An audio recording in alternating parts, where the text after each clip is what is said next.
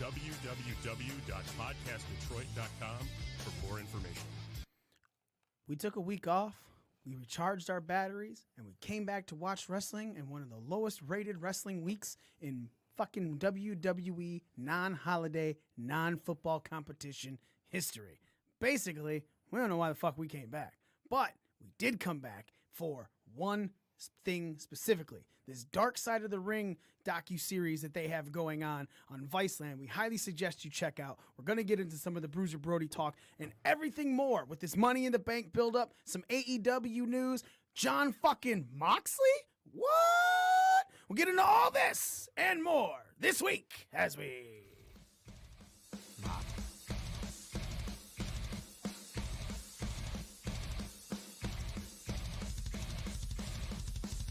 Are you ready?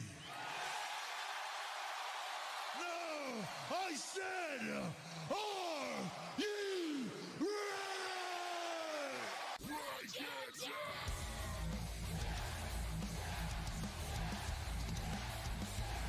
Woo! You just made the list! Oh, I knew he was gonna do that. I just knew he was gonna do that. He don't need Janetti. You don't know what hard times are, Daddy. Austin 316 says I just whipped your ass.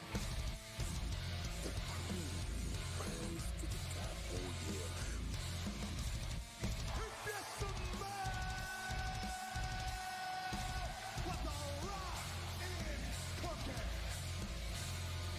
Bulletproof for life, good bow, and good night.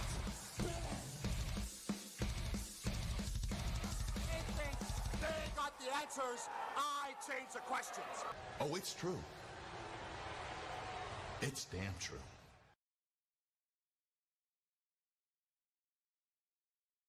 You are listening to the most inappropriate pro wrestling podcast in the motherfucking world. Catch the bloopers later on Periscope. You're listening to Breaking Down the Ring. We are your Crow. Smitty, wait.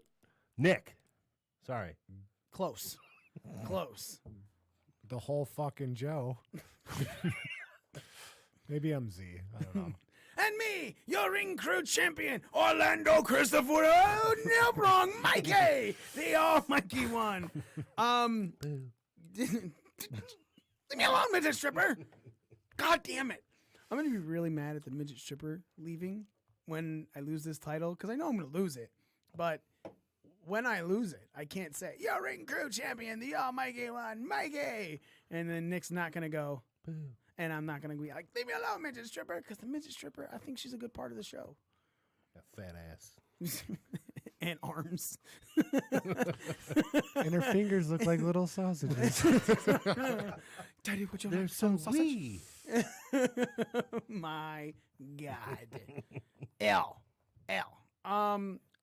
Man, so we took a week off, boys. And we took a week off basically on the account that I was doing a Marvel movie marathon. And now both Z and Nick said they could run the board, and I said no. I was like, you know what? Yeah. Then 2 weeks ago, the show before the show we were gonna I was gonna take a break on. Shit just goes bad. Kind of like it just no microphone sound was coming through. You couldn't listen through the app, which you can now. I could see everything going and stuff like that. But I had to contact the guy who runs the studio, and he had to over the phone take care of it. And I just was like, I was so out of sorts from that I didn't want to make any other problems for anyone else. So I just said, you know what, fuck it, let's just take a week off. Fuck it. No, was that any more or less miserable to deal with than Raw or SmackDown this week? Or last week? Was what? The Marvel movie marathon? No. The technical difficulties you were having 2 weeks ago. It wasn't that bad. I was trying to segue, damn Yeah, it. It didn't so fucking work. Well, no, because it wasn't that bad.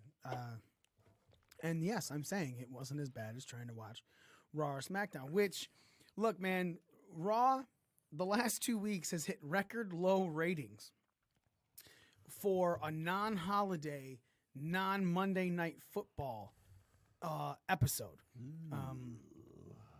they last week's show was a 2.37 million overall. This week's was a 2.16 million overall, with the third hour not even having 2 million people watch it. And there's some people that are saying, well, there was an NBA playoff game and so on and so forth. Next week is a bigger game. Raw better do something. But even so, Seth Rollins and AJ Styles contract signing, right?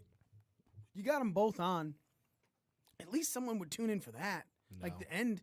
And you're right. I'm so sick of contract signings. I think everybody For real. is. Yeah. Everything gets a contract signing. And like the thing I liked about the Daniel Bryan, Kofi Kingston one, no, they didn't end up fighting. Right. Like I was like, okay, I like that because I haven't seen that in a while. Like something always fucking happens. And it's like a wedding, you know, where Chuck and Billy are like, oh, hey, we're not gay. You know, there's always some sort of, like Kane coming out of the ring. You know, there's always a problem with the wedding. Triple H, you know, raping a passed out Stephanie McMahon. They got kids now. It's fine. I do. In that Mustang, like, wow. So there's always something going wrong. There's always something going on. And that's a problem. That's when your show is becoming incredibly repetitive, people are going to start tuning out. And I understand that WWE is repetitive because the WWE is family friendly to an extent. And that's why there's so much hype about AEW or when New Japan comes into town, because everyone's like, oh, something different and different way of wrestling and things like that. But it doesn't change the fact that there's a reason that you watch New Japan once or twice a month. There's a reason you watch Ring of Honor once or twice a month, because even the same thing would get old. WWE is putting on 2 shows that look the exact same minus the color of the ropes, doing the exact same thing with just different interchangeable pieces. Yes. And very, what's that word? Formulaic. yeah, and that's a problem. You don't want... I said that correctly. Yeah, formulaic. That's very good. I'm really proud Very of you. good. I think I'm good with words today. No, but okay, if you want to believe that. But SmackDown, so then when I say that, it doesn't surprise anyone that even the SmackDown numbers are low. This week's SmackDown Live averaged 1.833 million. This was the first time ever that Raw literally made me not want to watch SmackDown. Like, because the minute they started out the same, I was done with it. I literally fell asleep. And when I woke up, I was like, I'll just read the Cliff Notes. And that's the thing, because you're right. Each show usually starts off with a fucking promo that leads into a match. Yep. We're kind of over that, you know? I pumped through it in about an hour before I came here. SmackDown. Yeah, because there's nothing really much going on It was of like anything fast big. forward. Yeah. Well, and then the other thing, like, okay, everyone, like, everything I've read on the internet was bitching about how much talking they were doing instead of wrestling. Mm-hmm. So instead of just, hey, here are your 4 opponents, or here are our 4 people for the ladder match, why not do like 4 matches for people to qualify? I mean, it's more wrestling, and then it's more of a storyline of how they got into the match instead of, oh, we just put you here. Right. And I mean, and then they went and did the same thing on SmackDown. Like, SmackDown saw how bad Raw was, and they didn't think to like switch it up a little bit, at least slightly. Not even with the women. I mean, nobody. They were just like, here they are. Yeah. I mean, the women, on SmackDown, it was more of a slow build. Mm-hmm. Wasn't Yeah. everybody at once. By the end of the show, you knew, which, okay, I like that's a little different. But I don't know. Like, I just feel like they talk about like earning opportunities or something, so they should like storyline make each one of these individuals earn their way in. Especially when it comes to the SmackDown side, because like you said, people are just being announced, Yeah. and yet SmackDown was built as the land of opportunity. Yep. And there's a lot of people who are also bitching that Shane McMahon's on both shows. And it's like, well, look, they said in December the McMahon family runs it. Shane was the person that they put out on the fucking episode this week. Yes, he's on Raw and SmackDown. Get it out of your head that he's SmackDown only. You know, he's not. He's a McMahon. He's both shows. Yeah. But people are complaining about it, and it's like, I get it, but he's allowed to continue this feud with Miz on Raw because he runs both shows. It's not just SmackDown. And there are certain bitches that I go, come on, really? And then there's other ones where I'm like, yeah, you're fucking right. Yeah. You know, there's people that are bitching about Bray Wyatt's new gimmick, which last week was kind of funny. You know, had its little moments and everything. This week, I think I popped harder at sociopath being the word of the week, Yeah. you know, than anything else that was going on in it. Well, it's now. And the burning person inside the barn. Yeah, like. So, I mean, I get what they're trying to do. They're trying to do the whole. I forget what he went by when he did it, but when Abyss was in, like, towards the end of his Impact career, he did that whole like corporate Kane demon kind of thing, but he was Abyss, and then he had, like, an actual human name. It was very generic. Oh, yeah, he was a lawyer or something like that. Yeah, at some and he point, had the tied back ponytail with the glasses and everything. And he looked like a completely different person. Where I think that's where they're going with this gimmick, but I just hope they fix the things that made it go wrong for Abyss. You know what I mean? Like it had good potential, and then it tailed off in the end. And I'm already getting sick of the Bray Wyatt thing. What are your thoughts on the Bray Wyatt thing, Nick? I'm ready for him to come back. Like, literally come back. Let's bring that show to the ring. Yeah. You know? Do you want to see that in the ring? Or on stage. Have a couple people, like, have a little section where, like, people are back there, like, as little puppets, and then beat the fucking shit out of them. No, but I'm ready for that. That's cool. 2 episodes of that. Now let's bring him back. Mm-hmm. And well, the other problem with that is they're fucking showing it on Raw and SmackDown, so you're seeing it the same thing twice a week, Right? And it's not. And then they're like, "Oh, you can check it out on the YouTube." Okay, so cool. So you have it on the YouTube, but you're just showing it like crazy. You know, it's you're burying something before you have let it chance to grow. What they should do, if you're gonna play it on both shows, don't play the same exact fucking one. Right. On Tuesday. Yep. What you should have done is the first one last week should have played on Raw, and then this one played on SmackDown. So going into this week, you finally know all these characters he keeps introducing for no fucking reason. But you know what I mean? Like that, it builds to the story. Whereas you watch Raw, and then you watch it again on SmackDown, and it kills 2 minutes of the show, but it gets boring real quick. And some of it's working. It's a little creepy when he's standing there laughing with that chainsaw and that happy smile on his face. Like, that's working. Yeah. You know, but there's other aspects. I'm just like, Which is also fine because then you figure out what works, you go with what works. But again, if you overwater a plant, it's not going to grow. It dies. And yeah, it drowns. It's fucking deal with all this dumb shit. And that's what they found something new that kind of popped right at the beginning. Like last week, you know. Well, last week caught me off guard too because I thought they were going into a commercial. Like it literally just cut away and went to, and I was like, oh, and I started doing something, and I looked up, and there was Bray on the TV, and I was like, wait a minute, I got to rewind this. I got to see what this is. Yeah. But, I mean, and then this week, they were just like, oh, here's some weird shit to watch. Yeah. And that's a problem, you know, and that's like WWE's wondering why they're losing ratings. There you fucking go. Right there. You're doing it to yourself. But again, we go back to the consistency thing, right? So now it's on both shows. Bray Wyatt is on Raw and SmackDown. But these are separate brands, allegedly. And then you just have people show up that weren't mentioned in the Superstar Shakeup, a.k.a. Gallows and Anderson this week, and the fucking B Team on SmackDown this week. They weren't announced, so all of a sudden now they're there. Like, you're expecting people to follow a product you're not giving. There's no leash on at all. Like, it's I can't follow something when I don't know where it's been. I think what happened, and this is why it's so fucked up right now, is so they had the Superstar Shakeup, and that night for Raw, they had really bad weather, so people couldn't get into Montreal. So they were down to like a fifth of their roster or whatever. So they had to like rewrite on the fly, and I think they went off direction with that, but then just continued forward with what was written for every other week.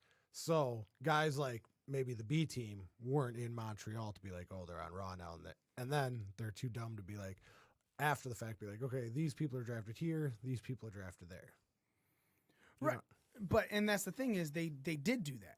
They did post on their Yeah, but then they changed it every 5 fucking minutes. but that's what I'm saying. Like I understand that you had a show to work with because of weather and it fucked you, but then the next night you didn't have any weather problems. But the B team weren't announced for SmackDown.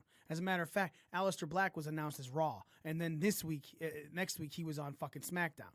You know, same with Andrade. Andrade, yeah. And it's I equate it to I really thought about this and I was like, man, what when you can't follow something, what it's like. And it's like if you're walking in the desert in a sandstorm, right? You're trying to follow somebody in a sandstorm. Well, if they get too far ahead of you, you're lost because there is no tracks. Same thing or following someone in a blizzard. You know what I'm saying? Like there's no tracks, there's nothing there. You're just going, well, what the fuck am I supposed to do now? And you can't pay attention. And if you can't pay attention, sure as shit, you're going to tune the fuck out. And it's happening over and over and over. Week by week, WWE is losing more and more viewers. And I'm sitting back going, yeah, I understand it. It's not so much that the product sucks. I mean, look, the product is not great, right?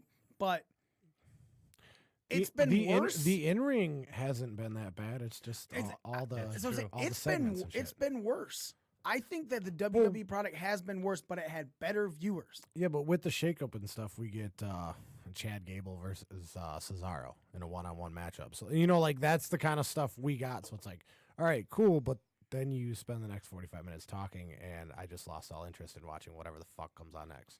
Right, and that was the other thing is it was like SmackDown was the wrestling show. It was the land of opportunity. You saw more wrestling on SmackDown, and you got more entertainment on Raw, or entertainment in air quotes. But this week, you're like you said, Z, you tuned in and you were like, oh, it's the same fucking thing. It's nothing different. And is AJ a heel now? Are you guys getting that vibe? I'm getting the vibe. Full blown heel, but like kind of. I'm getting the vibe that AJ will do whatever it takes to win the Universal Championship. That's just like what Seth said before he, crotch popped Lesnar. You know, you're like, I'm not really a heel, but I know this needs to be done. But now AJ's kind of doing that, so I'd be all right if AJ went heel again too. And did you notice that they called, Carl Anderson called the Good Brothers Bulletproof? Yes, I did see that. Do you think they're going to form up with AJ again or no? I don't know. And instead of this time, they'll beat up Seth Rollins. Hashtag beat up Seth Rollins. I don't know. I do know that this is a show that just people are fucking tuning out of. And they have to do something to make you care. And it also doesn't help when people who were invincible at one point are now injured again, a la Jeff Hardy. Jeff Hardy had never experienced an injury in his career until his comeback to WWE. Well, think about that. No, he said it. I remember that. He had said when he got injured last time, he goes, this is the first time I've had a significant injury that has kept me out for this long. I swear he was out for a while with the tailbone issue because of the way he landed on somebody with a swanton. That's why he does it differently now. Now they call it the crouton. Whatever. Or the futon, whatever. No, they call it was funny. It was on the Edge and Christian podcast, and they were talking about it. And they were like, now he just basically hit somebody with a crouton. Like he just, it just boom, heavy right there. Just in the middle of something that's supposed to be light. It's just crouton. And they're like, oh, he croutoned him really good there. Eventually, it's going to be the wonton. But yeah, Jeff said that. He said it was starting to affect him, but it never cost him significant time out of the ring. Like he could take, like it was the Impact taping. So you're taping 3 things in a fucking row. It's similar to NXT where you don't have to be in there. So it's not costing you any TV ring time. WWE though is different.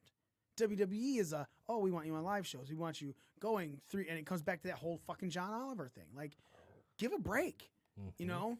And they have more breaks now than they've ever had. What do you mean? Like back in the 80s, early 90s, like up until basically I would go with Benoit. You were on the road, 358 days out of the year. Now they work 5 of the 7 Monday, Tuesday. They have Wednesday, Thursday off and do live shows. Depending on where you are, because you'll have the SmackDown people have Monday off actually. Yeah, no, but they get 2 days off during the week. Yeah, so they work 5 out of the 7 days. Before that was unheard of. You were going 7 days a week and you saw your family when you could. Or 6. You always had the day off. They always did have a day off. I don't think so. Yeah, they did. And it was usually if I'm not In mistaken, the it early was- '90s, they had a yeah. day off. It was usually Wednesday because SmackDown was always taped Tuesday, and then Yep. I'm not going to say early '90s. I'm going to talk about like 2000s on or whatever. or Later even 90s, like late yeah. '90s, like during Attitude Era and everything like that. But again, you're right. That's what I'm saying. It's like you're running these people ragged, and I get it. You have to be a certain type of athlete to handle this. I'm not arguing it because our own Orlando Christopher said it himself. Like taking bumps is the equivalent of getting hit by a car that's going 25, 30 miles an hour. You know, just eventually get used to it. And it's just like with any pain. You can get used to a pain if it's, if Yeah, your body builds a callus to Yeah. it. so but at the same time is if there's no rest, there's no relaxation period, you're going to start injuring these people. And it's happening a lot more frequently actually right now because there's a lot more people going down, and in that instance, I feel like you're hurting your own product. But at the same time, as if you I understand you got your champions are going to go, but get a new contender. You know what I'm saying? Put some new people on, and those people that do work their ass off at live shows, they can, hey, stay away from TV these next couple weeks. We don't need you. Work the live shows. That gives you 3 days off this week. That's rest and relaxation that you fucking need. So there's just a lot of things that I feel like WWE are shooting themselves in the foot with. Well, I think there's a lot more risk now. I mean, when you look at the types of move sets these guys are doing, before back late 80s, early 90s, you would see somebody get up on the top rope and do an elbow drop. Big fucking deal. But now they're doing flips from the inside of the ring to the outside of the ring. No matter if they're hitting somebody or not, they're going through tables. They're doing a lot more dangerous, if you will, moves than they were back then. So they're putting their bodies at, a lot more of a risk. Some of them I'd almost say are safer. Like all those dives over the ropes and stuff, like, yeah, easy to fuck up. But I mean, most of the time, like now, unless you're watching like a Japan wrestling thing, when they dive, they kind of just push. Like, like put my hands out and then I like push you down or whatever. It's not like it used to be where they're just coming right at you like a spear tackle right out the ropes. But like pile drivers and shit, yeah, like that was, I mean, there's a reason WWE got rid of it. But, I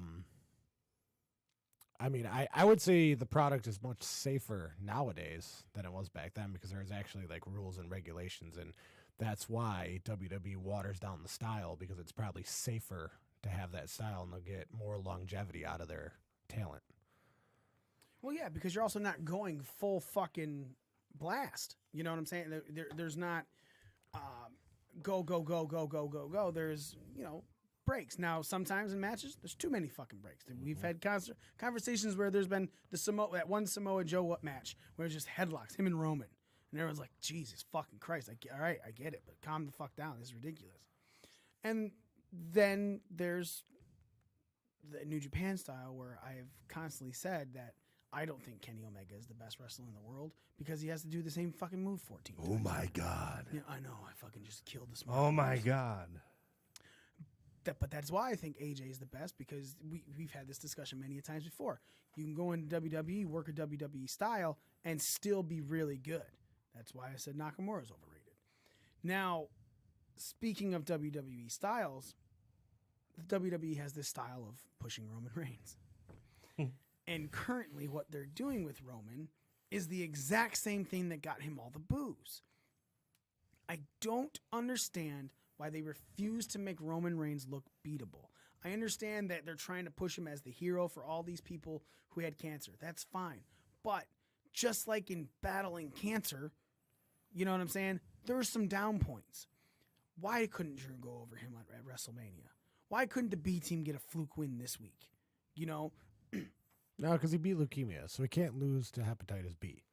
But with Drew McIntyre, I am completely on board because Drew should have won over at Mania. The way they were building Drew to be this unstoppable monster, like, they should have kept going with it. Everybody knows Roman just got over, leukemia, so having him job out doesn't even make him look weak. It just makes him look not ready. Right. So then you have that build for him and Drew for next year's Mania. Have them on separate shows going different ways, and boom, there's your WrestleMania match. But you just kind of blew it up at WrestleMania, like instead of having the redo. Like they should have, dumb build. And it's now he's getting the boos, man. He fucking comes out and the crowd is booing again, audibly.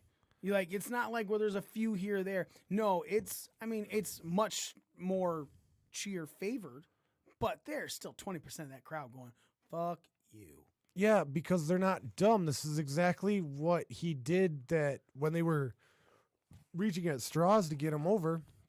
They've already had him super punch Vince. They've already tried this angle. So now that it's on SmackDown instead of Raw, it's different. He's the biggest acquisition in SmackDown history, sir.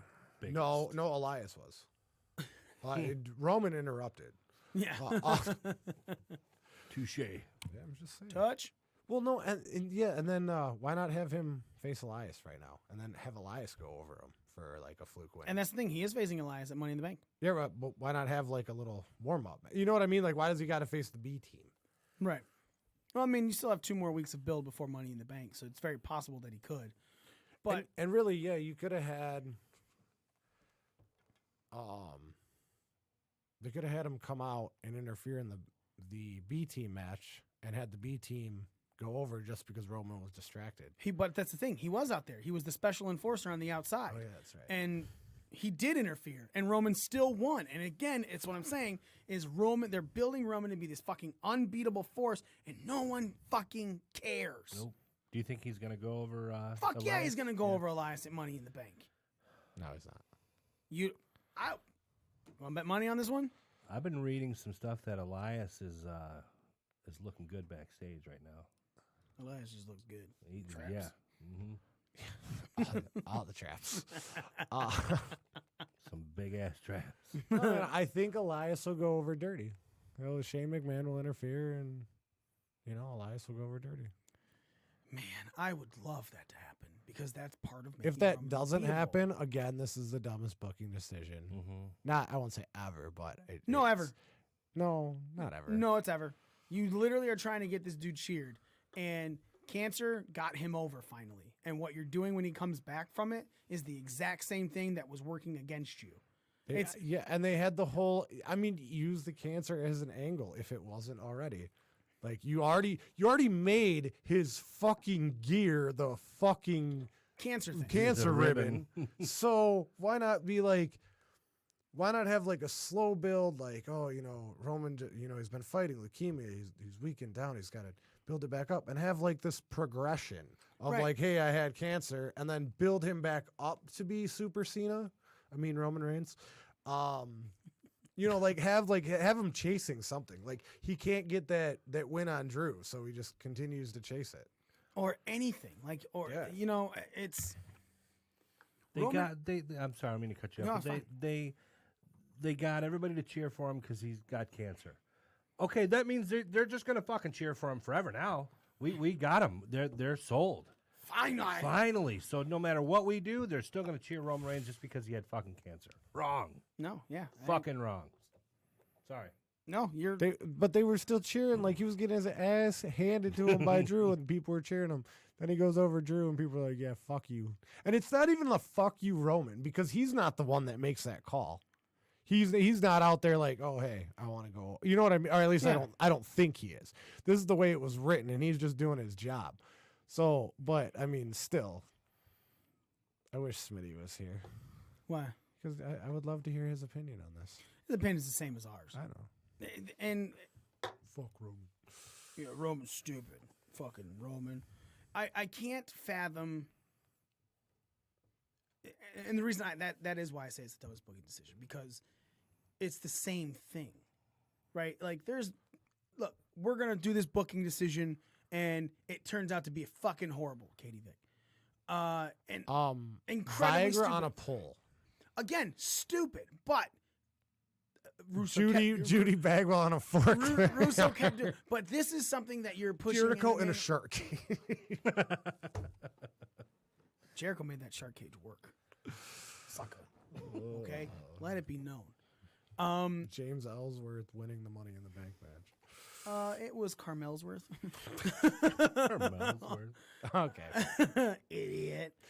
So, but you know this didn't work, and you did it again, right? But I guess that's fucking WWE because there's a lot of shit that's not working that they keep doing over and over and over to the point where people are fucking quitting. It's like- Blinko's gone. It's like back when radio stations used to exist and the DJ would just hit a button. They still exist.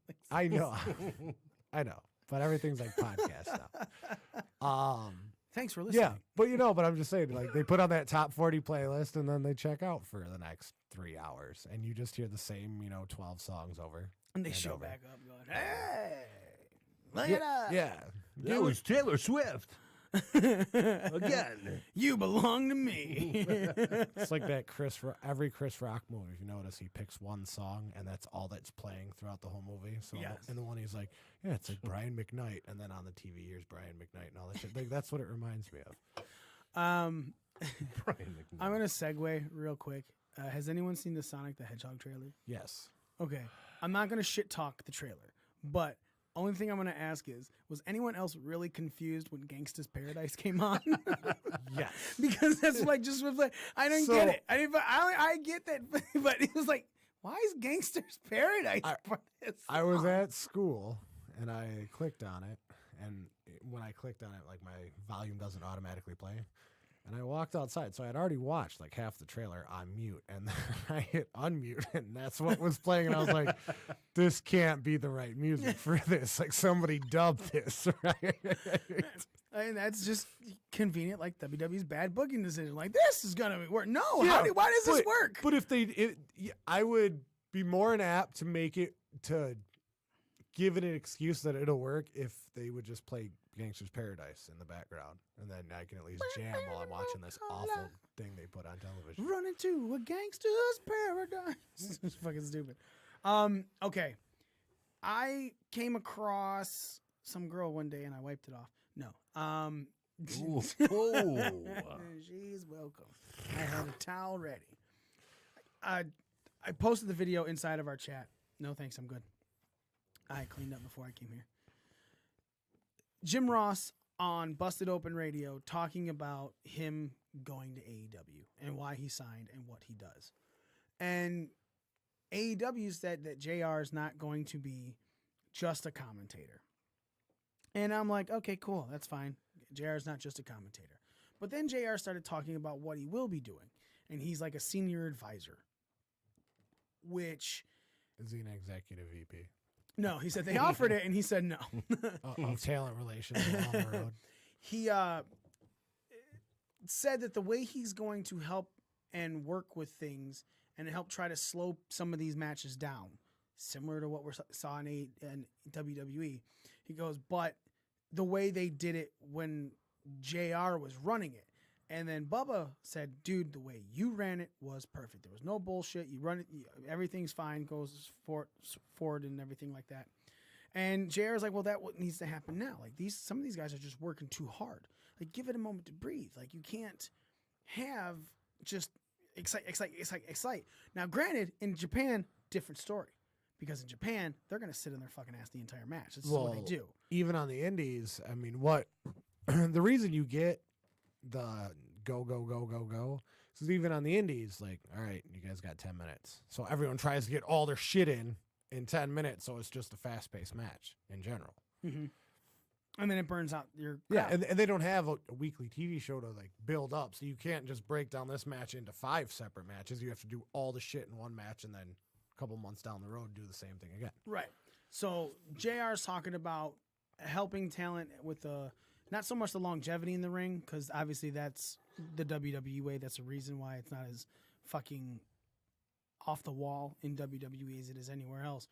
But it made me excited because it's JR not just doing commentary, but also having a hand just like he did back in the Attitude Era when everyone loved wrestling. And everyone loved wrestling because it was a good product in the ring, top to bottom for the most part, right? You could go and look at any of those Raws, any of those SmackDowns, and basically like the entire thing. You might find a segment that was annoying or a match that didn't. We're talking the Attitude Era? Yeah. You know, See, I go back and rewatch them from time to time, and they're not. The in-ring work back then was, I mean, almost awful. You got a handful of guys. Don't get me wrong. But the in-ring work, yeah, I mean, it's kind of garbage. I'm talking like 99. I'm not talking promos and all that because that shit was all entertaining. I'm talking 99 to like 2002. Not like the beginning of NWO.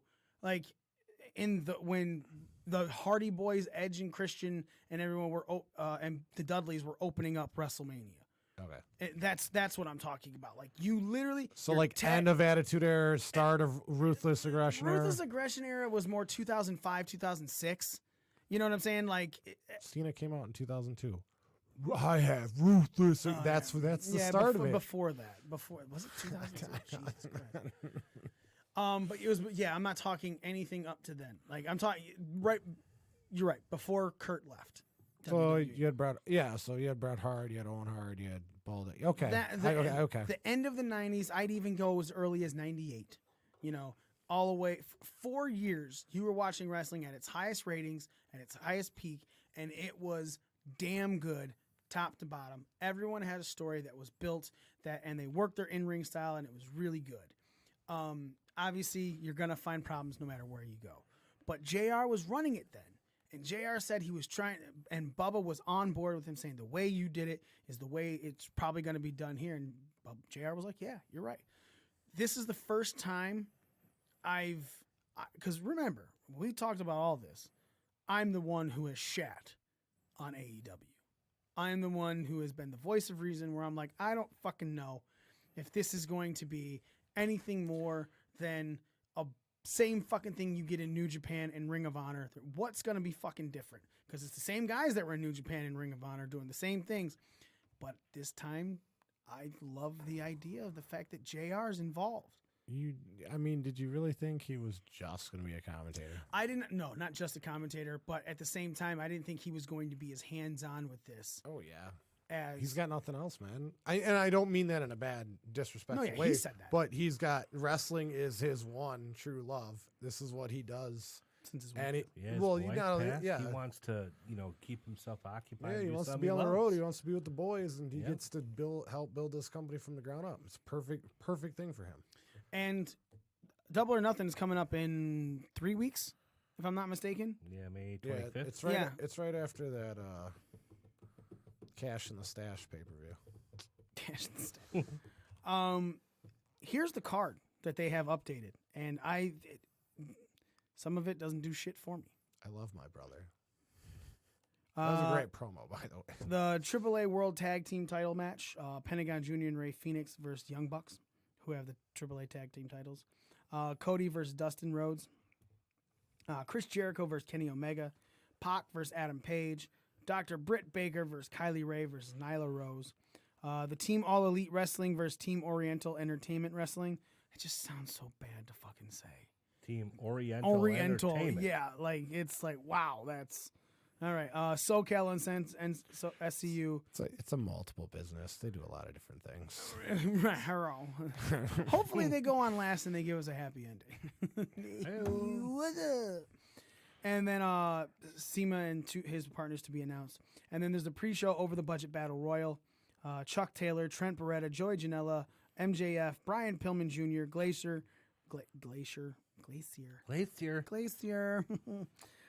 Ace Romero, Sunny Days, Brandon Cutler, Kip Sabian, Sunny Kiss, and someone else. Ace Romero, Rocky Romero? It says Ace Romero. Oh, is he Rocky Romero? That's what I'm asking. I don't know. Did he change his name for AEW purposes? I don't fucking know. But that looks like a decent card. The Dustin versus Cody is the only thing that I don't care about. Why not? I've seen it. No. Yeah. You didn't see the Natural versus the Nightmare. You've never seen that. You've only seen Goldust versus Stardust. That doesn't count. Plus, you've also seen Goldust versus Stardust in a WWE ring. It's not saying that I'm real eager to see this match, but they do have more freedom. So and Goldust can still go. So this could be the best match on the card. Think it's going to be the main event? Yeah. no. The way they're building that motherfucker, absolutely. Is there a title match on there? Yeah. I think the main event's the Bucks versus Phoenix and Pentagon. Oh no, I meant like a AEW championship. Oh no, there is no title match, and there's no title announced actually. No AEW title. I wonder if that's going to happen. Do you think we're going to see that, Z? Yeah, I think we are. I think you're either going to see it on the road to Double or Nothing, or they'll announce it at Double or Nothing and have like a tournament and then go into their next show, which is in July. I could see that. I think that's better. I obviously I know there's going to be titles, but I'm talking about, do you see it most likely for Double or Nothing rather than something down the line? Nah, I feel like it would have been announced and built. By now? You would have built it up by now. You know, not with 3 weeks out. Building something 3 weeks out, that's something WWE would do. So they won't do it. Right. What are you thinking there, Nick? Well, I'm just now becoming more familiar with a lot of these guys, but based on what I've seen, with a little bit of New Japan that I've seen, and a little bit of the other promotions like Impact, and I mean the matches you were naming off, I mean, sounds good. You know what I mean? I'm pretty excited for it. I was excited before, something new, but now I'm like, okay, I know who that is. I know who that is. Obviously, I know who Jericho is. Obviously, I know who Omega is. Joe Mega? Joe Mega, yeah. Chris Joe Mega? Yeah, Jericho Mega. I think it's going to be a lot of fun to watch. I agree. Yeah. And now that you said that about JR, now I'm really intrigued. Another thing about that JR clip, which caught me off guard. She used to produce the TV shows too, so. Yeah. Oh, yeah. No, it's JR's talking about how someone said that there's not really, even in AEW, that there's real no heels, no faces in wrestling. And he goes, that makes absolute no sense. And the reason it makes absolute no sense is because you got to have somebody that they want to beat. And even when you go to a football game, the home team is the face or the protagonist. Well, and then you have the Lions, right. And then they're the heel. He goes, and the other team is the antagonist. Like, that's what it is. Like, you have to have someone that they want to beat. And I think WWE is doing that well with the Raw Women's title. Not so much the SmackDown or any other. Well, I think the build for Kevin Owens and Kofi is like, you want Kofi to win, but everyone was asking what for Kofi? Well, he needs someone that they want him to beat. And the way they built Kevin Owens, which we all said may have been a week too soon, still, even at the end of this week's SmackDown, when Kofi's getting his comeuppance on him, you're like, fuck yes. They never, ever built any kind of KO betrayal. Even the Festival of Friendship. Like, how long were they best friends for? Like, What are you talking about? They were friends for months. No, but it was on and off. No, it was teased on and off that there was going to be a breakup. But they never did. They never were on it. There was like that one time where the only time you thought it was happening is when Jericho helped KO retain. Okay. They never actually broke them up. They were always on the same team. So Lacey Evans is fucking annoying as shit. The way she's talking, the way she's demeaned. Everyone wants to see Lacey Evans get beat. And I love that because you're paying your money not just to see the face win, but to see the heel lose. And if you're not building someone to lose, nobody cares about who's going to win. And I love the fact that JR said that. He goes, we might have some amicable disagreements, respectful and everything like that. He goes, but someone doesn't have to be an all-out heel, but in the building of someone, you got to make sure that people want to pay to see somebody lose just as much as they want to pay to see somebody win. Because even if you stop caring about the one half of that equation, you still care about the other half. So you're still invested emotionally. And if you're not doing that, that's where you're losing your audience. Hi, WWE. Mm-hmm. I don't give, you know what I'm saying? Like, look at I'm over Becky and Charlotte, but we're getting Becky and Charlotte again. So, Again. My question, though, is Becky has 2 matches, and then whoever wins the Money in the Bank would be dumb not to cash it in unless they have it after Becky's 2 matches. Which is, I think, is what's gonna happen. No, last year they kicked off. If they, No, I know. if but it's before either one of those matches, if not both of them, then she's definitely getting cashed in on. I'm calling it right now. But No way. when they cash in, can they challenge for both belts? no, you're only allowed to fight for one title with it. And no way, they're not cashing in right away that night. There's no fucking way. They did it last year. Alexa did last Yeah, year. after Carmella's incredibly huge, long hold on that Money in the Bank because they had no idea what they were going to do with her. That's why Alexa cashed in that night. It was built like that. They're not going to have a 2 year in a row automatic cash in. You never know. No, I do know. Do you think they will? For It's the men's? WWE. They're not going to make. Look, We just talked about all the dumb shit they do that we Right. won't remember. Like, so it's not off the radar of something for them to do. but this is something that's high profile that will constantly be talked about by them. So therefore, it won't be because it's not something that we don't remember or they can throw away later. This is something they have to make a mention of. I think it's possible they do it for the men's because just Men's for me, different. For Yes. me, Braun Strowman cashing in that Money in the Bank was like, really? This is how you're doing it? You're Yeah. gonna 3 weeks from now? Like, really? Yeah, Fucking lame. I would love if the men, someone did that. You know what? That'd be the only time I would say that taking it off of Kofi would be okay as well, as if they did it right away. Like whoever cashed in. Andrade. That would get. Would anybody? Okay, so Fox wants it bad. Fox wants Andrade. They want a Latino superstar. Really? That's what I've been reading. That's why he moved back to SmackDown, one of the reasons, and they're looking to give him a prime push. So maybe he wins it and then doesn't cash it in, but does it like on the beginning of the first episode of SmackDown Live on Fox. So hold it till October, Yeah. November, cash in at Survivor Series. Oh, no, I'm talking about the first episode of Fox's SmackDown. Like, remember the first episode of SmackDown officially was Triple H versus The Rock, and HBK was your special guest referee, and everyone thought that Rock was taking it because it's his show. It's named after him. He's going to be the WWE champion there. And then the fucking HBK swerved to where he joined Hunter's side because he super kicked Rock. Oh, what a great fucking main event that was. And it's something you remember and you like. So the first ever episode of it on Fox, I could see something like I could see them having a title match and then them keeping it and then Andrade cashing in on Kofi or whomever. If Kofi has it that long. I think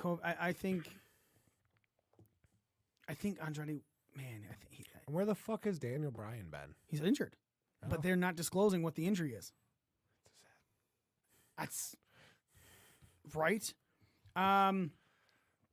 Did you buy that $400 belt? No, because I don't have the money for it right now. If that belt would have come out 4 weeks ago, I would have fucking bought that. I'm not even gonna argue it. It's fucking stupid that it's $400. Yeah. It literally better be hemp and wood when I get it. Man, Mahogany. at that. Authentic. Yeah, right. Well, it says in the description each one may be slightly different than the next. Yeah, are they Does all it really? Are they all handcrafted? Different types of wood and Yeah, probably. really? different gemstones. They So use it's all to, made like- from recycled material. That's why it's so fucking expensive. Save the planet.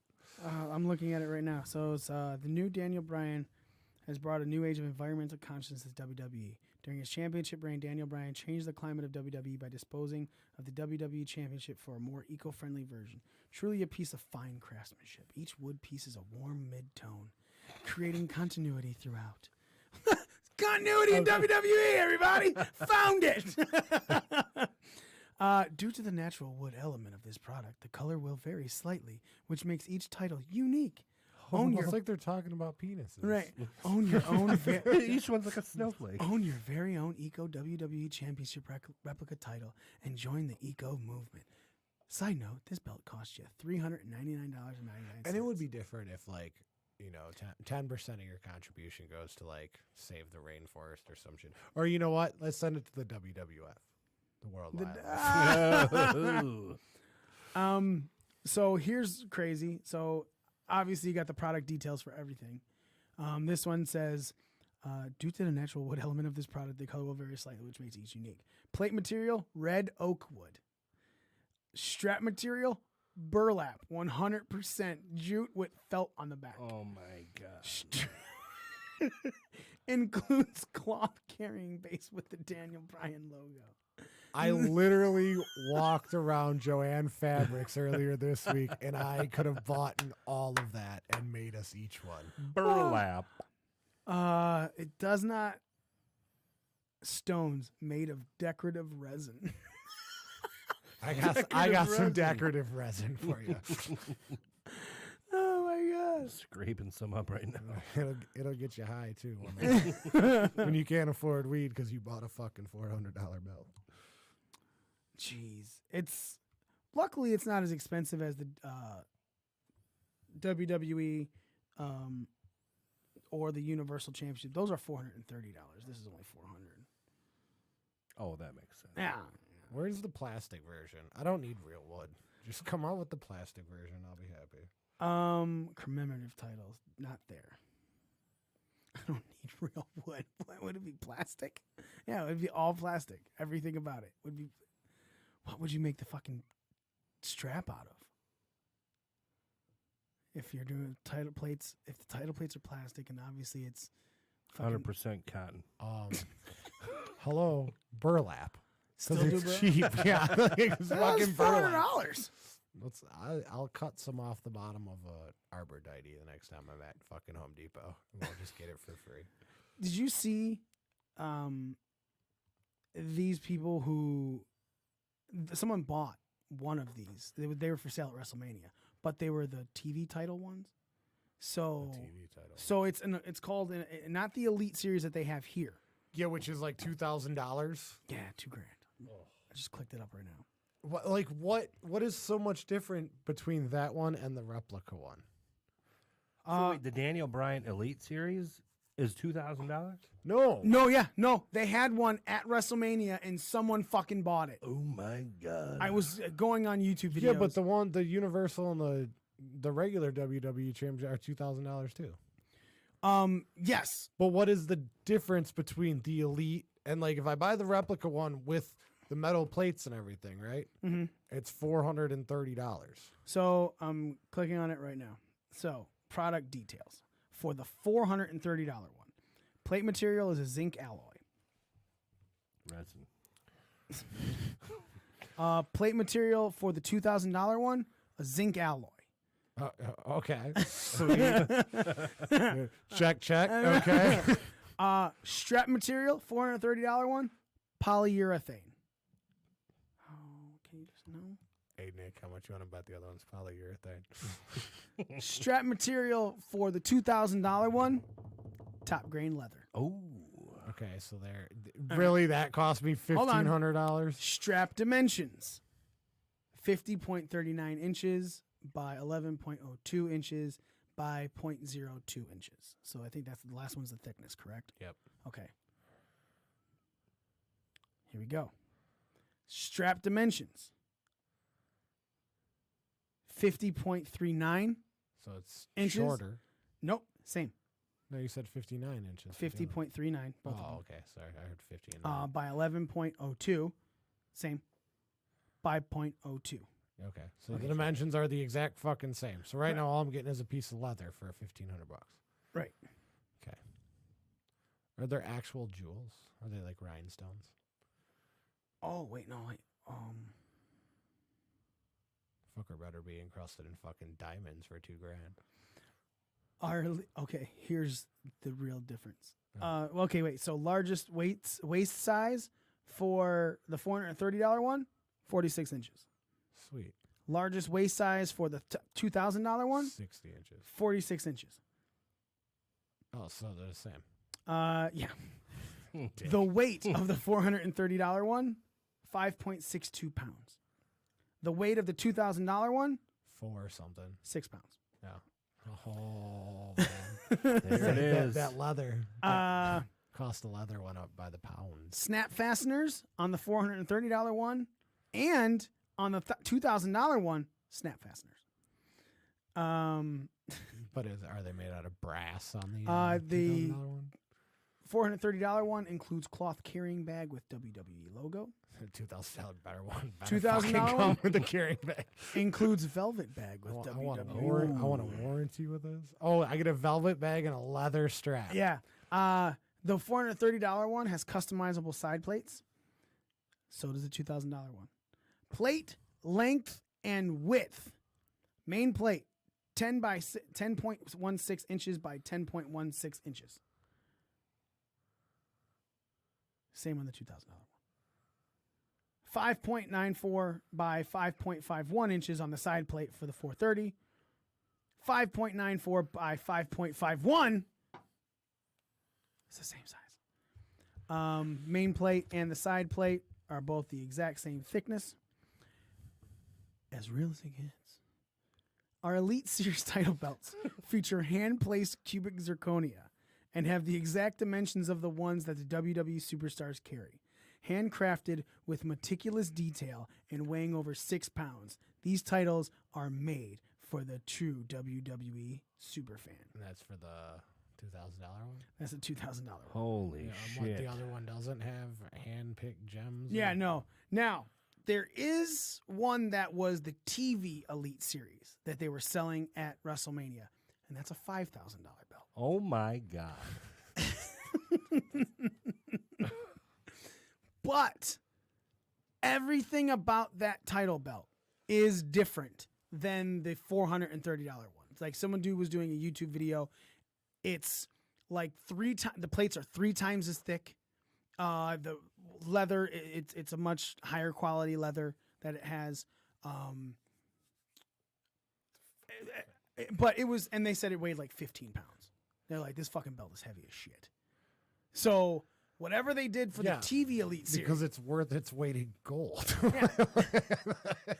And yeah, maybe. So $5,000. yeah. You know what I could do with $5,000? Jerk off. Go to WrestleMania. And Raw and SmackDown and NXT the whole and the fucking week. brunch. So then there's the $750 ones. Oh, please tell me more. It also has top grade leather. Okay.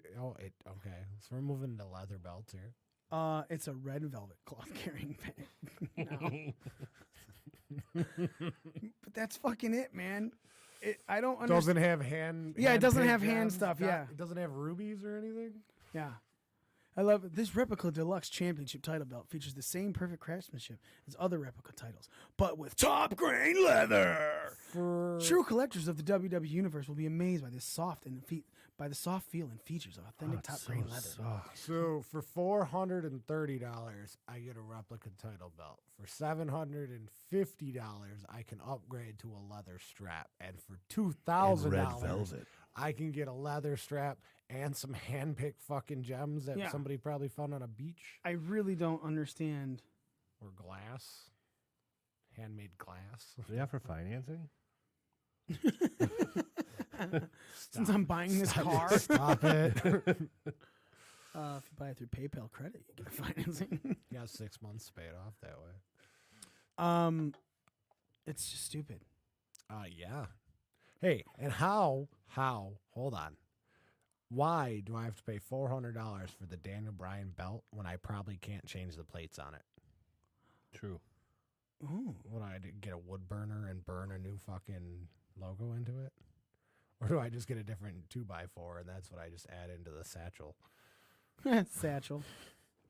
Yeah, you can't. It's because it's custom cut. Yeah. It just says Yeah, Daniel it's Bryan. probably like sewn into it so you can't take it not off. sewn. It's like, it's the plate. It's made that way. You could probably drill. No, come over here and look. That is, they burnt Sand it that. off. Welded into the wood. No, that's not a plate. It's it's the whole side plate. Is they cut it out. They formed it like that. That it doesn't actually have a side plate going into it. Like, see, that's So it's like one whole piece. Yeah, They literally glued a 2x4 to a fucking burlap sack and selling it for $400. Yeah, duh. Could sand it off. And you know why they did that, right? Because we've all been waiting fucking 3 months for it. Yeah. When you come back, will you bring me a water? I'm good. You don't want more water? I'm still wet. That's what she said. What's up? Are you going to buy yourself a Daniel Bryan title belt, Nick? If you get the money? I already bought 2 of them. They just haven't made it yet to my house. Shit! That just reminded me. Posters. Yeah. Mother dickhole. I blame midgets. The midget stripper threw me off my game today. I knew I was forgetting something when I left the house, too. Yeah, fucking That's midget. bullshit. All right, so let's go into. I'll take it. You know what? Can I have a Coke? Hey, thanks. Orange, vanilla, Coke. So now I want to. We've talked at nauseum how horrible WWE has been the last 2 weeks. We talked about AEW and how all of a sudden it's very promising now with having JR there. Because I'll be very honest. Before JR had that interview, which I don't know how I missed that interview. That interview happened at the beginning of April. It's now May. So, and I have SiriusXM and I listened to Busted Open, and there was a great one that they had of Jericho when Jericho was on there for an hour, and that was spectacular. Even though they blocked me on Twitter, don't know why. I really don't know why Busted Open blocked me. I think it's because I supported Larry Dallas so hard. Larry Dallas is a guy that was on Busted Open that stood up for some people, and they got rid of him on Busted Open because he wouldn't stop standing up for people. And then he went on MLW, their podcast, and then he continued to stand up for people, and MLW got rid of him. And then all of these people that he continued to stand up for became exonerated. So he was always right, and now these fucking companies look stupid. Anyway, but I never said shit bad about Busted Open. I went back and I looked, and none of my tweets were horrid, were bad, were mean-spirited, or anything like that. So I blame... I don't know why they do it. I'm actually bummed out because I fucking love the show, and I just can't tweet them now. Unless I use ours, and I don't want to be a shill. Yeah, I do. I'll be a shill. So anyway, Dark Side of the Ring on Viceland has had 3 episodes and currently has another one going on right now, The Last of the Von Erichs. But last week's was the death of Bruiser Brody. And if you know anything about Bruiser Brody, a lot of people say he should be in the WWE Hall of Fame. He is now. He was put in the legacy wing, like the unannounced. He didn't get put in, like he didn't have a fucking stand up anyone go in there and Yeah, because they didn't want anybody to Google Bruiser. Yeah, exactly. Because of all, if you did it under the radar, like hey, also going in just not on the show were these people that they announced like a couple weeks after. Oh look, Mania. Owen Hart is in the Hall of Fame, guys. That'll never happen. Well, okay, unless she releases his what is it? I want to see a Dark Side of the Ring on that one. Yeah. The death of Owen Hart. Anyway, so You're not gonna get it. no, you're fucking not at all, because she won't talk or let holds his estate, and that's why Owen Hart wasn't involved in the Hart Foundation going in. He won't be inducted in. It's his wife that will not let this happen, and you really can't be too angry about it because they kind of just brushed it under the rug and kept going with the pay-per-view. Mm-hmm. Anyway. That's a whole nother show. Well, that brings us to a great point about the Bruiser Brody. You can't say I that can't fucking say, name. I cannot. Brody. Can't say it Brody, fast. Brody. I gotta like slow it down. The Bruiser Brody episode. So yeah, Bruiser Brody episode. I could say it. I'm fine. He has been a very controversial. I can't say controversial superstar. And I need something to drink because my mouth is getting dry and beer isn't doing it. Thank you for the red can of soda. Pop. It's pop. It's Cola. fucking pop. Soda. Cola. God damn. I said one big word in the beginning of the show, and now I can't even make out the easy ones. I don't even remember what it was. Amylobical. See, there it is. I said formulaic. Formulaic. You did it Yep. again. I was like, it started with an F. What the fuck was it? Fuck. That was a huge word. So, Bruiser Brody, if you know anything about him, you know that he was killed in Puerto Rico before a show. There are many reports going on. There are the reports saying that a fan did it, right? Because that's some of the thing. But then there's the reports going on that a wrestler did it, and the wrestler eventually went to trial, said it was self-defense, and got off on the self-defense thing because back in those days, and this was 1988, July 1988. Back in those days, you're in a different country. They get away with that shit now if they wanted to. But I mean, less likely because of social media and that's shit. not what I'm talking but about. That's not what I'm talking about. You're cutting me off. Back in those days, wrestlers were their character outside the ring as much as they were inside the ring more. You know, we've talked about how when the Dudleys went to WWE, Bubba told Vince, hey, we're real heels. We're going to be dicks to fans, so on and so forth. And Vince looked at him and said, you don't fucking do that here. You still sign autographs and kiss babies if that's what happens, because we're one thing in the ring, but we are a fan service company outside of the ring. In 88, 87, 86, if you were a fucking psycho in the ring, you were a fucking psycho outside at the airport. And so until you were back home. And so, then you're obviously something. Then you're who you are. You know, Ric Flair was out there buying all the fucking booze at bars because he was living his gimmick. But he didn't stop it when he got home. He just continued to live his gimmick. You know, Hulk Hogan, Terry Bollea, you know, was Hulk Hogan. He go out, he's Hogan. He's Hulk. Rah, Hulkamaniacs, everything. He gets home, he was a dad to 2 kids, you know, and a husband, and they had cookouts and so on and so forth, you know. But if you were a psycho in the ring, you were a psycho outside of the ring. You lived your gimmick. You lived 2 different lives. That's how professional wrestling was back in the day.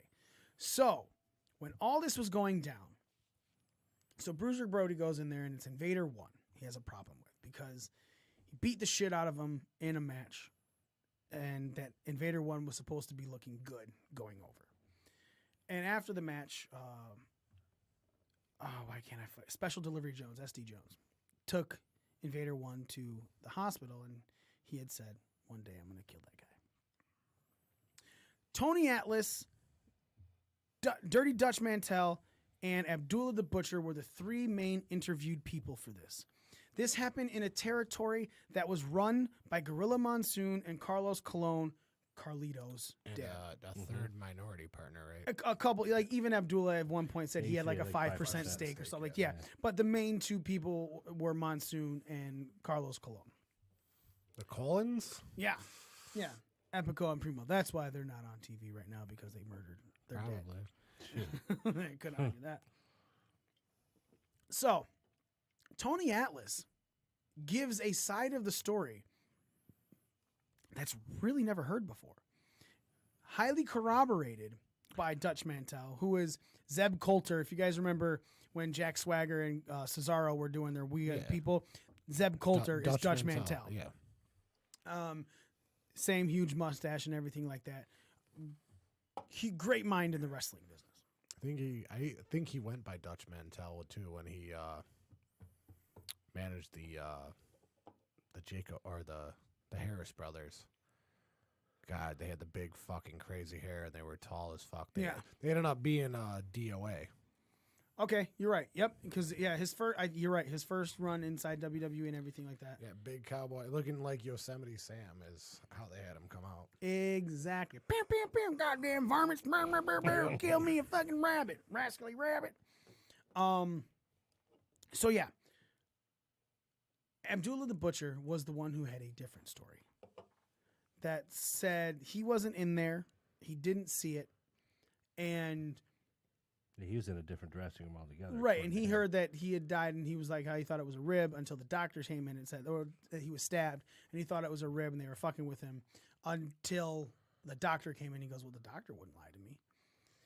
So Tony Atlas said that right before Brody got up to go over to Invader 1, he was holding a picture of his son. He goes, Atlas was doing some drawings.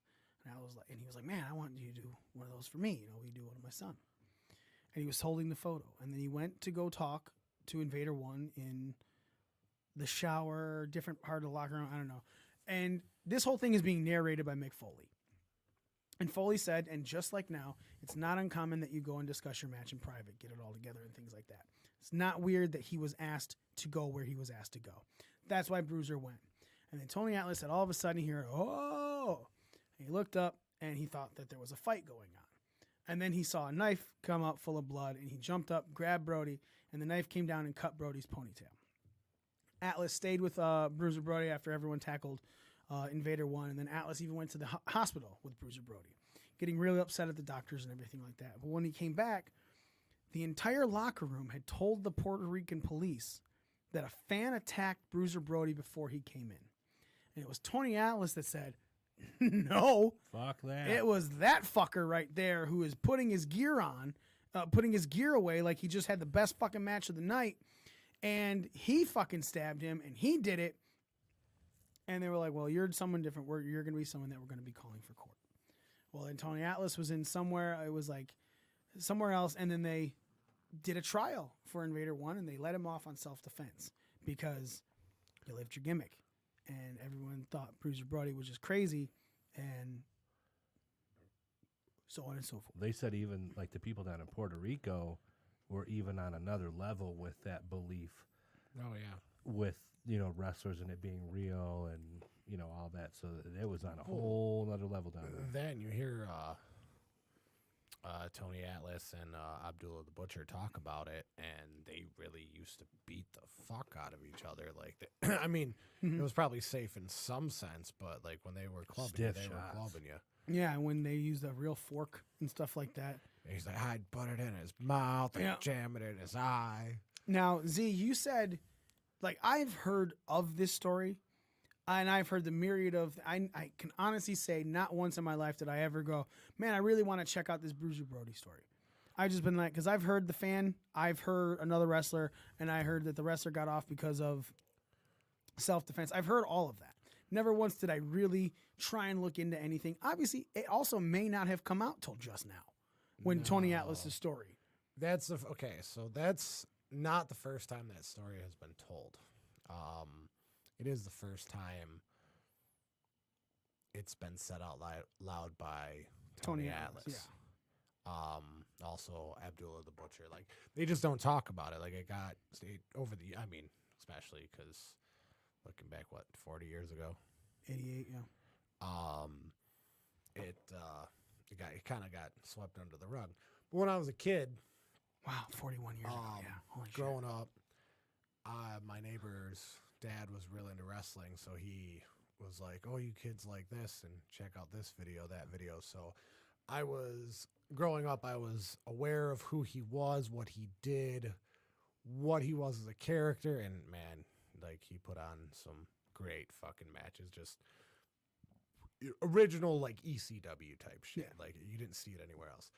And I've heard this story. I've heard it in every different way, like you have. Mhm. I have heard this particular version. I couldn't tell you the wrestler's name in it because I was such a young kid. I don't remember, but I was watching this and I was like, okay. And it was intriguing to hear it from them because it's one of those things in wrestling that, like they say, it's the deep dark secret. Like, nobody talks about it. Like, this is what happened.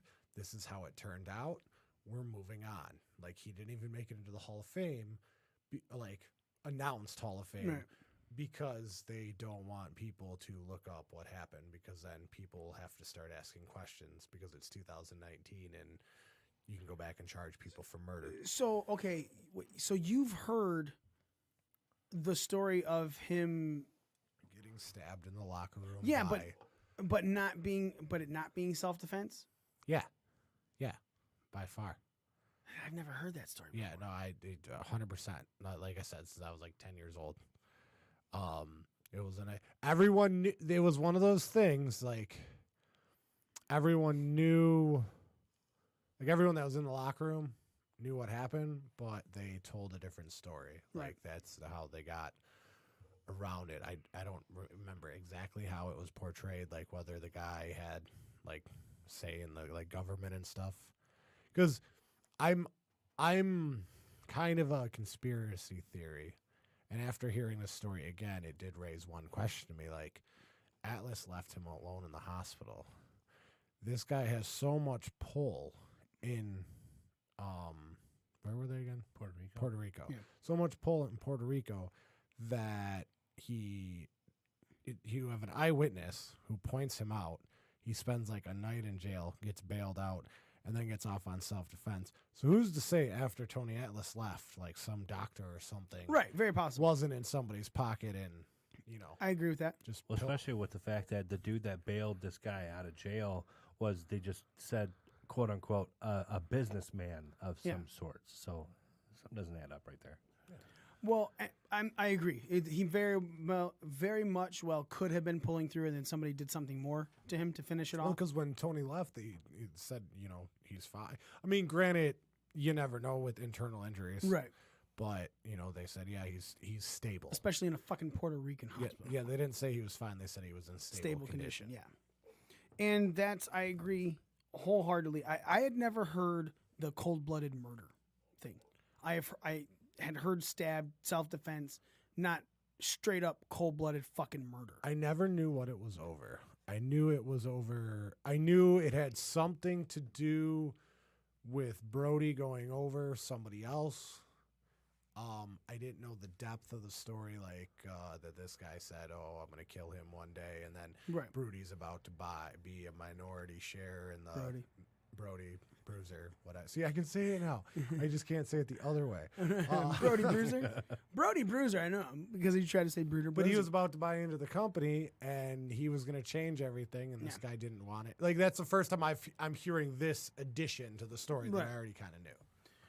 Nick, this was your first real foray into the Bruiser Brody, the depths of the Bruiser Brody story. So when you were watching, because I told everyone, I was like, go fucking watch this. Holy shit. It blew me away. Like, the first episode of this is Macho Man and Elizabeth. The second episode is the Montreal Screwjob again. Even better. And then the third one is Bruiser Brody, And which tonight's the Von Erichs. the last of the Von Erichs, which I'm going to fucking watch when I go home. Have you watched all of them? There's the 3 episodes. Yeah, I've seen them all. Oh, okay. Yeah. I really like the one on the screw job. Yes, I will. We could totally discuss more of this when everybody is watching. 'Cause Yeah, I I know, still Nick, gotta you've only watch seen that. this one. Yep. Yeah, so we can discuss that one next week. Or Yeah, something. for sure. Yep. We can discuss the fucking whole show because it's not like WWE's giving us anything to fucking discuss. Now, you're watching this. What is your take as you're watching this about all of the things that are going on? Well, like I was telling you before the show, I was familiar with Bruiser Brody and who he was and what he meant to the business. I had no idea up until 8 hours ago that he was murdered. So for me, this was all brand fucking new information. And Tony Atlas, from what I understand, he's a controversial character as it is outside of the ring.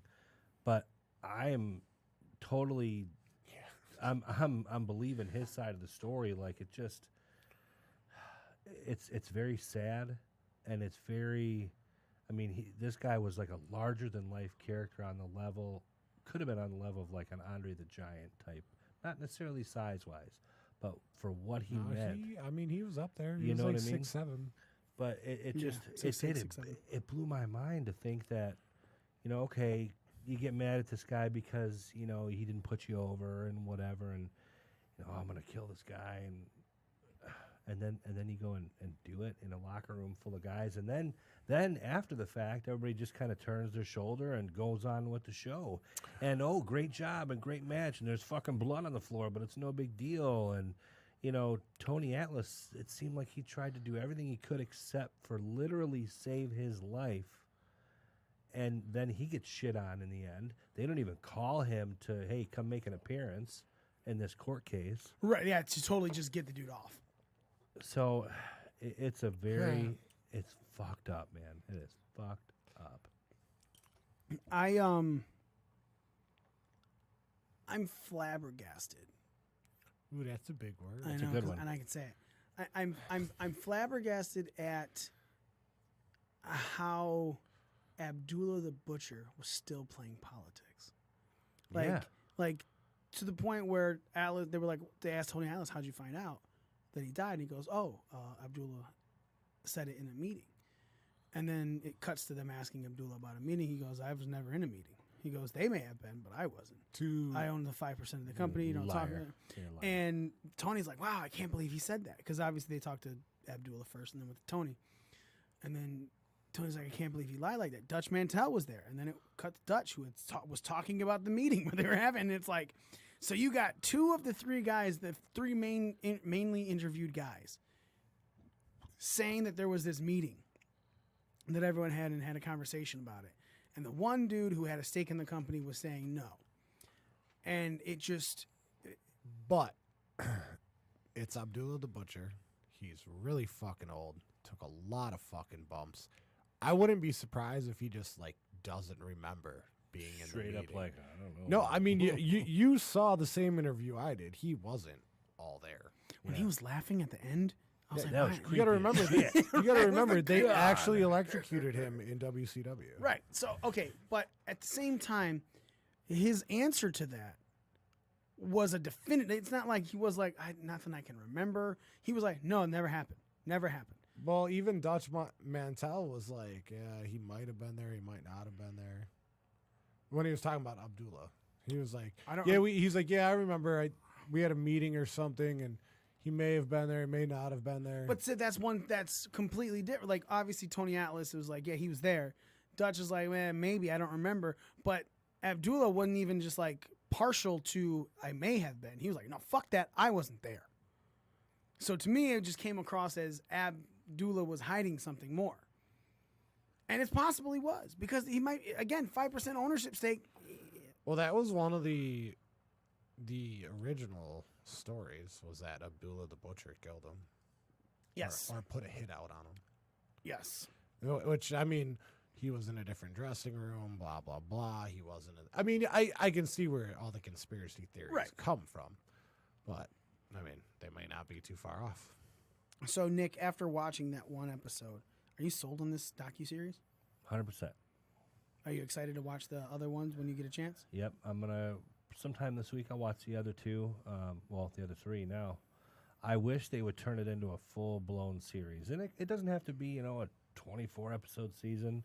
Make like 6 or 7 episodes a season, because you got time to make this shit. But stuff like the Owen Hart tragedy, and You'll never get that though. Man, would I love to see that though. You'll never get that, and you'll never get Benoit. But yeah, I think that this could be. I mean, you a can great idea. you can read books and watch other documentaries about the Benoit murder, but you'll never see it on cable television. Yeah. They won't get enough people to talk about it. I've never seen Wrestling with Shadows. If anybody's got that, let me know. I want to borrow. Wrestling with Shadows, though. That's the documentary they For were Bret filming Hart. with Bret Hart. Oh, yeah. during the never screw saw job. that. Oh, yeah. I forgot about that. Oh, you know what? No, because they were fucking using that for the John Oliver piece. Yeah. That's right. I don't know why I thought it wasn't called Wrestling with Shadows. I agree. I can't wait for the last 2 episodes of this, or the last episode after tonight. Obviously, I'm going to probably go home and watch it. There's like 6 or 7 of them. 6. Are the There's same one more guys, after this one. It's the talking about George's death. Are the same guys doing every episode? Do we know? What do you mean? Like the same producers, the same guys. I believe so. Yeah. Because It's a different narrator, but they do a great job with like the way that they were building the story, from the music that was playing behind it, and they almost made Abdullah look like you were kind of sympathetic to him in the beginning of the episode, but then come the end of it, he was like the villain.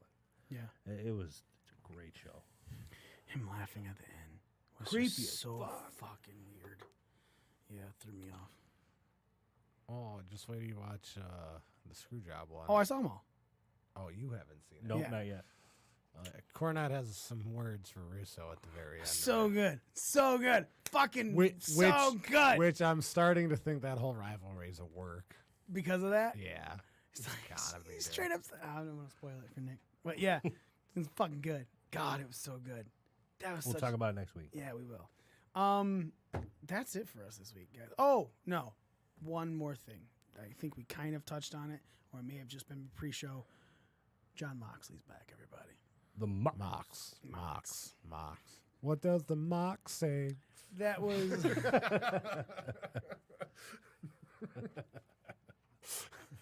And there it is. Fist, fist, fist, fist, fist, fist. Yeah, so he's had a Twitter for fucking ever. Dean Ambrose He's has never used it. never fucking put. Literally, the bio on it was, so they made me get a Twitter. Here it is. And he's never tweeted, never done anything. Not following anybody, nothing. No, and now it's all the name's all switched around to John Moxley and everything. Now it's got the blue check mark next to it, and now it has a video of him breaking out of a prison, which I thought was funny. He broke out of prison to work out.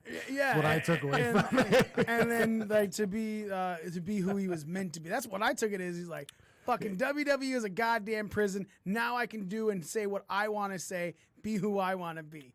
Did you notice that in one of those like video cuts, his hair looked like it was long again? No. Yeah, he's got the hood up, and his hair looks long, like in the shadow. It looks like he has like longer hair. So you're a conspiracy theorist, Yes. and this looked great. Like this was beautifully produced. Okay. Do you think it was beautifully WWE produced? I kind of do. Yeah, when I saw it the first time, I was like, that is a really clean video. And then I looked Because at even it like the again. being elite shit, There's still something. It's homemade. It's literally like Yeah. they do it off their phones and then just edit it all. right. Yeah. This is professional cameras, and I was looking at it like this is too pretty to be done by just him. But now, do you think Or is it? do you think he's gonna go to NXT UK? What about NXT? Because they just sent Killian Dane back to NXT and Alexander Wolf to NXT UK. Right, with the breakup of Sanity. I don't I think do like the idea of them sending underutilized wrestlers down to NXT for a spot, or even just like a couple random one-offs, just to kind of mix up the talent pool. I don't see him wrestling for any major company for a while. I can see him doing indie run-ins, indie stuff. Maybe even Evolve. Do not see him touching Ring of Honor, New Japan, or AEW. I do see him touching New Japan though. Maybe I don't see him touching anything stateside. I really don't. I think he might go to New Japan. The reason I don't think he's going to New Japan is I really think he's coming back to WWE. So do I, but I think he might do a little But around the world tour real quick and then come back. and that's why I could see him go to All Japan, not New Japan, because New Japan is their bigger shows are after. I think he's going to be gone from WWE till after SummerSlam. I think he's literally taking months off, resting, and then coming back maybe at SummerSlam, maybe the pay-per-view after SummerSlam. That's my thought process. All right, now what if he shows up in that Battle Royal? The over the budget battle royal. Him, You know what? Him and CM Punk invade AEW. So Hall and okay, Nash, baby. this is something that happened last week that we didn't get to talk about. Starrcast 2 had Kurt Angle and Undertaker, both of which pulled out of Starrcast. Yeah, they were pulled by WWE. WWE because of the contracts that they had just re-signed. WWE was able to pull their talent from it. Now, Conrad was talking about how he was on the phone with WWE people to sort of have others replace them. And then all of a sudden this week they scored 4 WWE Hall of Fame names. They have Lita, they have Medusa, they have Mark Henry, and I think it's Ron Simmons. I could be wrong. I'm actually going to go to this right now. So, who do we got on Legend contract? And Okay. that's literally it. That's 100% exactly what the fuck happened. I mean, who cares? They're still letting people go. I mean, we all know what they're doing. The Undertaker and Kurt Angle is going to draw more than what these 4 people are. I mean, Mark Henry and Ron Simmons, those are big names, but not names like The Undertaker and Kurt Angle. I mean, meeting Lita would be kind of cool. You know what I mean? Like, it's not going to draw the same numbers. You've met Lita. I've met Lita. Was that like 2 years ago? Yeah. It is, okay, so Booker T's going, Godfather's going. The whole Nation of Domination from what you told me a minute ago. Yeah. Minus D-Lo. Just give him one of the AOP members. We'll be good. Nobody will notice. A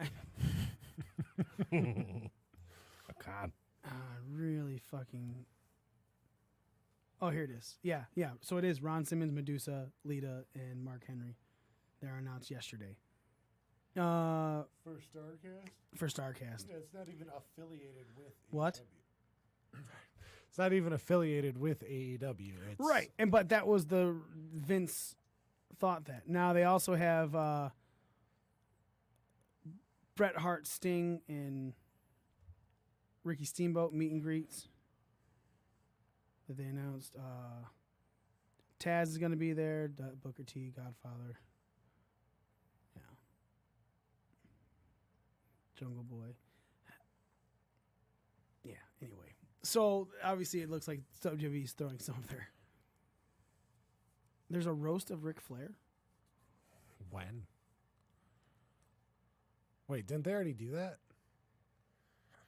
I don't know. Ron Funches was on Xbox fucking show talking about it. I really want Ron Funches on our show. Ron Funches is hilarious. Okay, so how do we get Ron Funches? Ron Funches! Somebody tell Ron Funches at Ron Funches. That's RON Funches. FUNCHES. That was good, guys. But anyway, so it's like they're trying to replace these guys, and it's laughable. We're going to take 2 of our top guys and give you 7 of these draft picks. Go ahead. Meet and greet for StarCast. Come on, you got Booker T as a 2-time Hall of Famer. Yep. Bret Hart, 2-time Hall of Famer. They have him too. Yeah. We're going to take back the guys that can still wrestle, though. Yeah. It's like people like anything. Yeah, we're done. Done? Yeah, we're done. No more wrestling stuff? No, there's nothing that's worth Kushida talking. made his debut tonight. Yeah, and I didn't watch it, though. I'm not going to spoil it for anyone. He may have made somebody tap. He was With the hoverboard Cassius thing. Ono. KO got. They're going to go back in time, and he's going to come back as Chris Hero. Speaking of which, the Evolve people have Cassius Ono and Adam Cole coming to the Livonia Evolve show. Wow. And it's May 17th. Is it May 17th? No, next. That's Friday. the same weekend as Comic-Con? Yeah. Fuck. Oh, it's 2 weeks. Yeah. Adam Cole's going to be there? Yep. Adam Cole is the Friday night. Will be there wrestling on Friday night. And no, May 10th. I'm sorry. It's the weekend before. So next Friday? Yeah, next Friday. I have that night requested off, so I'm going to that. We might be having one of the women coming on to the show soon. I will let everyone know. We'll post it on our Twitter and our Instagram. Make sure you're following us on our Facebook as well. At BDRcast on all of that, and we'll have it posted up when we can have confirmation. We're just waiting to get an email back from their media director. He sent us the email, and can't fucking wait. Can't wait! Ladies and gentlemen, that's it. Make sure you're following us on all of our wonderful social media. Facebook, Twitter, Snapchat, Instagram, YouTube. BDRcast, Breaking Down the Ring. We are your ring crew. Nick. The whole fucking Joe. And me, the all blacky one, Smitey Mikey himself. Ladies and Mikey. gentlemen, we are out.